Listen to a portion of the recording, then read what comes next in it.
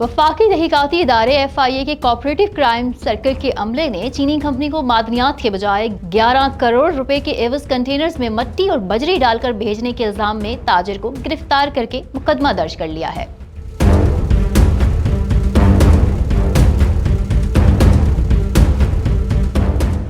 FIA हुकाम के मुताबिक कॉर्पोरेट क्राइम सर्कल कराची में मेसर्स डेंजो ट्रेडर्स के मालिक सैयद ज़ीशान अफजल बिलग्रामी के खिलाफ मुकदमा दर्ज करके इन्हें गिरफ्तार कर लिया गया है। FIR फौजदारी इंक्वायरी के बाद दर्ज की गई, जो एक चीनी दरामद कुनिंदा company Messrs Denzo trader Miss कुराइन चिन की शिकायत पर शुरू की गई थी। मुकदमे के मुताबिक मुल्जिम सैयद ज़ीशान अफजल बिलग्रामी और चीनी दरामद कुनिंदा जियांगसो प्रोविंशियल फॉरेन ट्रेड कॉर्पोरेशन ने 17 जनवरी 2024 को एक मुआहदे पर दस्तखत किए, जिसके तहत डेंजो ट्रेडर्स कराची ने 1500 मैट्रिक टन क्रोम एस्क चीन में मस्कूरा चीनी कंपनी को दरामद करना था। 11 फरवरी को डेंजो ट्रेडर ने कराची की बंदरगाह से शिंगयांग चाइना की बंदरगाह पर कंटेनर्स की खेप भेजी, जिसमें कीमती धात क्रोम एस्क की बजाय मट्टी, बजरी और पत्थर भरे हुए थे। मुकदमे के मुताबिक मस्कूरा खेप चीन पहुंचने से पहले ही मुल्जिम सैयद ज़ीशान अफजल बिलग्रामी ने अपनी कंपनी के बैंक अकाउंट में रखे हुए मस्कूरा LC को धोखाधड़ी से अंजाम दिया। बैंक में इंस्पेक्शन सर्टिफिकेट ऑफ क्वालिटी और वेट जमा की जाली